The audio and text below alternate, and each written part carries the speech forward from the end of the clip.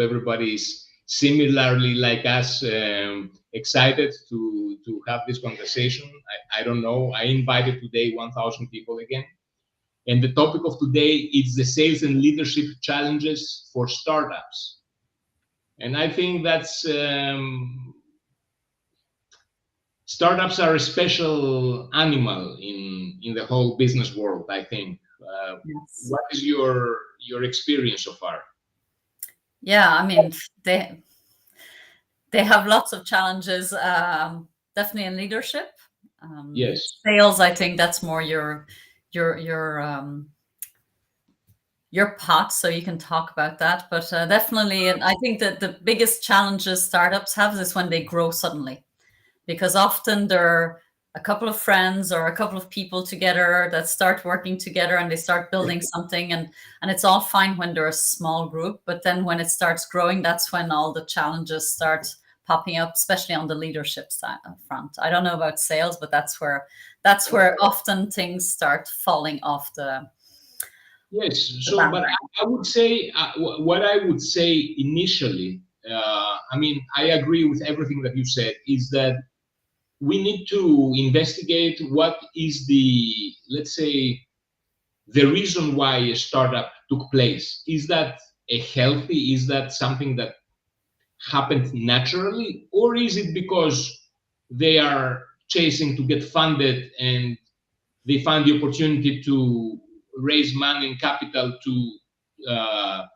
create something that potentially could be a success? Mm-hmm. So that's a big reason to differentiate, to see how, because I see a lot of startups, they come out of nothing, they get the money and they get the funds, and then nothing happens because it's something that didn't happen naturally. Now, for the guys that happens that naturally, I had even yesterday a talk with a startup, and the people, they didn't have a clue really. The questions that I asked were so basic, and I found out that they didn't even make a thought on, for example, what comes very often is the cost of a sales engagement. Okay, you can say, okay, we will hire some salespeople. Yes. Are you aware that those salespeople need to get paid? I mean, why should they work for you? Now, do you have the budget to support sales operations like that? So basic things, I saw basic things missing. Yeah. But then, well, they lack the experience sometimes also. I mean, so that's why they need external help often, and they go through, labs and support companies to help them. Yes, but I mean, I understand they lack the experience, but I mean, even if you lack the experience, before you start the startup, you need to have something in your mind about the cost and how this is going to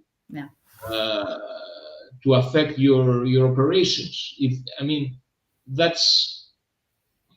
Well, you need to have somebody who's looking at the money, definitely. Yes, I mean, you cannot be out of concept completely. I mean, that's a very immature. If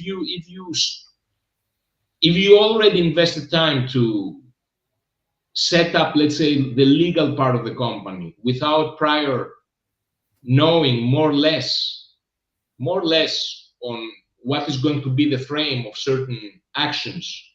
Sales is one of them. Leadership is another one. How do you even start why you start to the startup in the first place? I mean, some initial thoughts need to be there. And I think people start because it's a passion project. It's something that they want to, they have an idea and they want to create it. And often these founders are not, they might not be business people or are financially minded. And I think the leadership issues come later, not at the beginning of the startup. You can manage a small group, as I said early on, and get through because you're a group of passionate people working towards the same goal. I think the leadership issues come up at a later stage. I don't know about sales. Obviously, finance, I'm sure, comes up much earlier. Yes.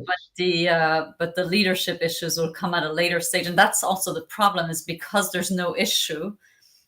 The first few years, maybe as long as they're not too big, they don't see the utility or the added value to learn about it, or to to get a coach in, or to get anybody to help them and advise them, because it's not a problem. They wait till it becomes an issue, and often that's when it's either too late, or it's the problems are already there, and then you're trying to unravel stuff that happen.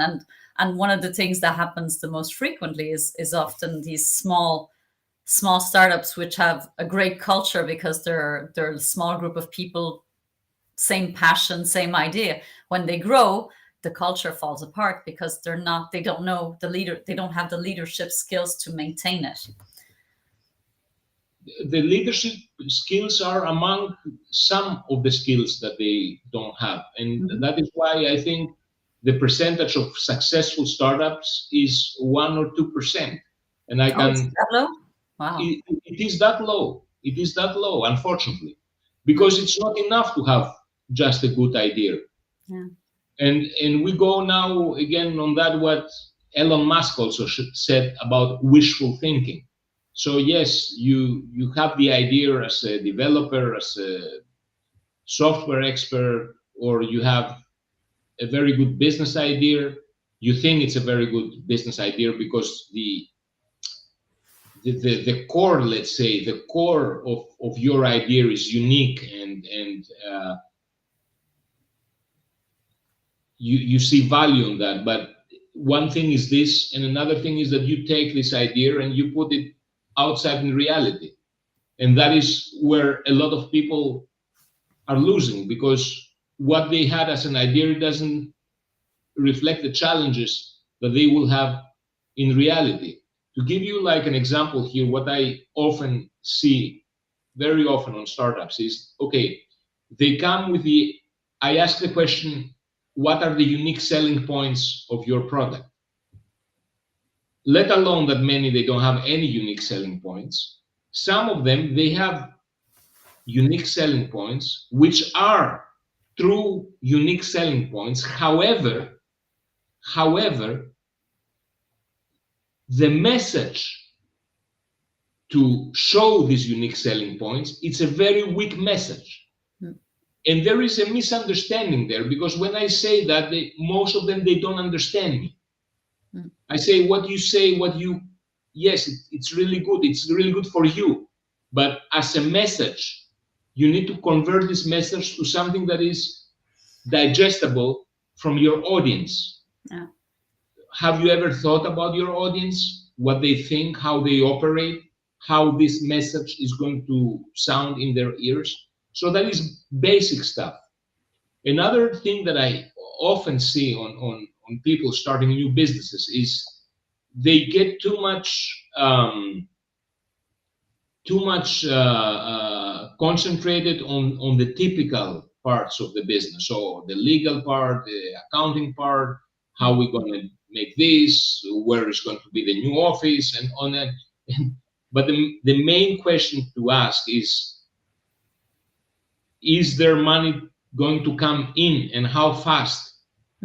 That's the issue, the main question. All the rest is secondary. Well, if they want to get funding, they have to have some sort of a plan, because they won't get funding unless they can clearly express what their added value is, what, how they're going to make money, who their audience is. All these things are, if they want to get any sort of backing, they will need to be able to clearly express all these things.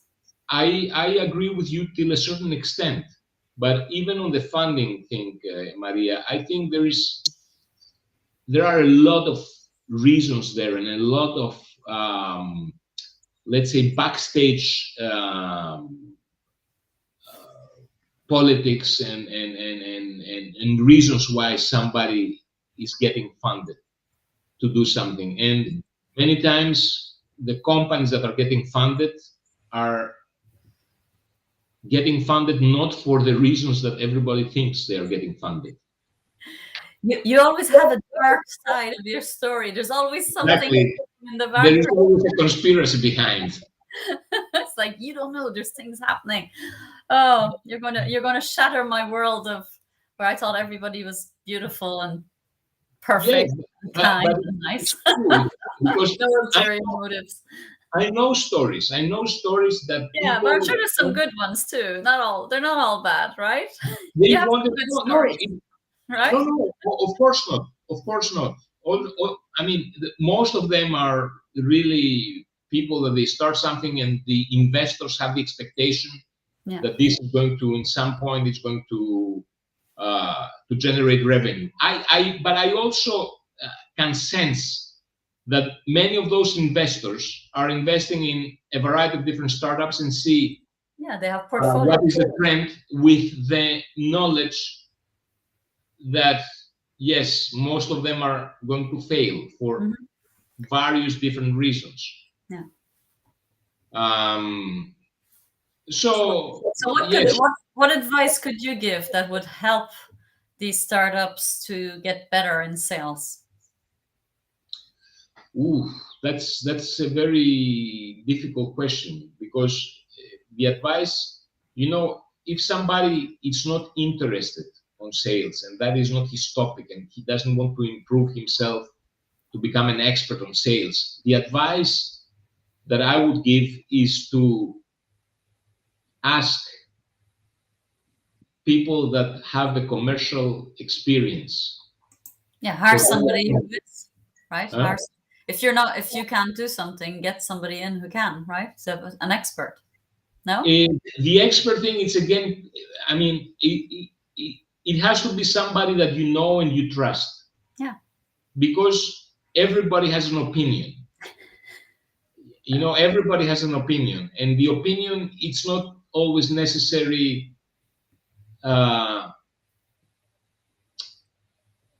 It's not necessarily the correct one.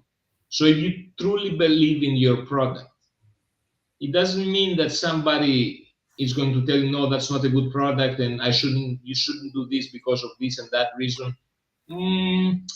I would be a little bit careful on that. However, I would ask for opinions and try to be distant, to keep your ego by side and try to filter things the way you think are proper, and try to see also the background where somebody comes from that tells you his opinion.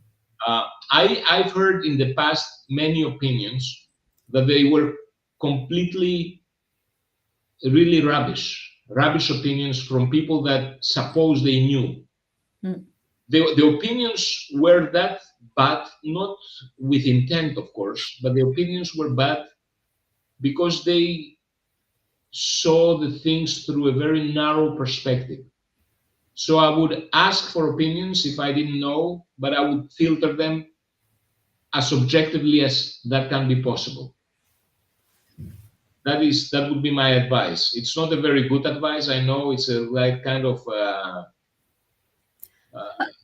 complex. There is in Greece. It's very famous there was this in ancient Greece, this oracle of there was this witch there, and people went, and the answers were always answers that they could interpret it the one way or the other. So the oracle was always right. So sounds something like this, what I say, which is something that I don't like, but it's not easy. No, but I think what you said about getting help and advice, I mean, that's something I would advise definitely startups.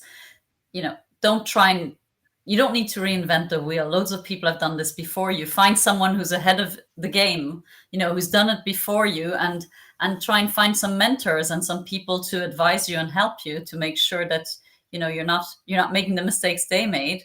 And I know by experience that usually people are very open to helping others because somebody's helped them in general before, and you tend to want to give back. So I think lots of people hesitate to ask for help because they don't want to bother. But in reality, asking someone for help it makes the person feel flattered that you come to them. It makes them feel good to be able to help them, and then then you owe them, and one day maybe you can reciprocate. So I think it's a powerful tool to go and ask for help and find a mentor and someone to guide you, who can make sure that you don't fall into the pitfalls, the classic pitfalls that you might not know about. Find the proper person to ask. Yes. Find the proper person There's to lots ask. of really nice people out there, Alex. They're not all out for us. Yes. But I would be very careful on this part, because there are going to be many people that maybe, somebody that has experience and is going to give you a really honest opinion. Yeah, there's a lot of those people out there. I am a little bit more skeptical. Yeah, you're the glass half empty, I'm the glass half full. That won't change. Yes, I like your optimism. You should think that way. Yeah. But it's I would say that what many startups do as a mistake, and as a general business advice, because you said before you don't need to reinvent the wheel. I'm totally agree with that. So there are many people say, for example, well, that thing already exists. That doesn't really matter. Let me reverse the question. Do you want to sell something that doesn't exist? You're going to be the first one. Is that a good idea? It's very hard nowadays to invent something that doesn't already exist. Huh? Yes, but let me say here's something that it might inspire some people. So a good, successful idea, it's like a food. You have to find the right recipe. So you put a little bit more salt and it's too salty. You don't put salt, it doesn't taste good. So you need to find the proper recipe. Maybe what you want to sell, what is your idea as a startup, maybe it's the correct idea because it's targeting the proper people on the right niche, it's advertised or it's being shown in a different way than other competitors are trying to do and to sell. When I had one of the very good sales ideas that I had when I was in Greece. I used to have a company that was selling telecom products in the tourist industry. So what I did is I created an international calling card, and that was the price. Calling cards don't exist anymore, but back then, 20 years ago, calling cards was a product that was targeting the immigrant market. So immigrants were buying calling cards to call cheap in their country. I created a calling card that was super expensive. So my calling card was 10 times more expensive than a usual calling card, but was targeting the tourism industry. So tourists, anyway, the options that they had were super expensive, calling from a hotel or calling from a cruise ship. So I was offering a very competitive solution for their market. But when I created the calling card and the provider asked me how much time I would give, he told me his advice was, you are not going to sell not even one card, because you give only 30 minutes USA while the competitors give 300 minutes USA. And I said, wait and see. So my profit margin was amazing, was an amazing product, because I didn't reinvent the wheel, but it was the correct recipe. I targeted the correct market with a product that was custom made for them. So the ideas are out there. A lot of good products are out there, but not all products are successful. Yeah, and then there's some that can be improved on. So as you did. But no, mine was not improved. Is not the correct word, Maria. It's to do something different. Yeah. Do something. I was not better than the other ones. Yeah, it was different. Yeah. It was a different approach. Yes, so things are kind of complex, and there are no right or wrong answer. So if somebody says something and you ask some traditional person what is his opinion, he's going to give you a traditional answer. Yeah. So what you've said so far is focus on the niche market, develop a strong value proposition, have a good marketing, understand your finances, and and get some help where, if needed, to guide you, someone, a mentor or someone, right? Everything that you said is a very valid point, especially the financial part. A lot of startups, they don't do good on the financial part. I'm not an expert on this part either, but I would say yes, ask for advice. But most important, I would say have an open mind and try to be objective. Mm-hmm. Objective doesn't mean hear the negative, but it doesn't mean either hear only the positive things. Don't let people bring you down. They don't know what you know. You know your product. You know. So the opinion of others should be really filtered, both negative and positive, and come to a conclusion. What everybody says, that's the way you should go, that's the way you should not go. That I can tell you, guarantee. Okay, that is the guarantee way to lose, to become one out of many. Yeah. No, that's not the way to go. The way to go is going to be a way you understand, you see the opportunity, you see the light at the end of the tunnel. I don't know if that all makes sense. It's maybe too intellectual. I don't know. No, makes sense. A lot of people tell me I'm talking a lot of theoretical stuff, but I don't see it that way. I consider myself a very practical guy. So, but I mean, it's what is the challenge is to see beyond the surface. The truth lies beyond what appears. It's more profound. And there are the answers and the solutions. Good to know. So, very good. Excellent. Thank you, Maria, for the conversation. I don't know if you want to add something at the end. No, I think you covered it more or less. I mean, in leadership, it's going to be a bit the same thing. It's about learning to delegate, learning to empower others, put the focus on your team. Well, as I said, seek mentorship. If you can, get help. Don't try and do it all alone. I think it's realizing. It's about being self-aware. I think that's the hardest thing, I think, for founders and business owners who started a company, is the self-awareness of knowing when they need to get help and when they can't do it alone anymore. And I think there's also the delegation part that's really hard for them, because it's their baby. They've created it, and nobody's going to be as invested as them ever.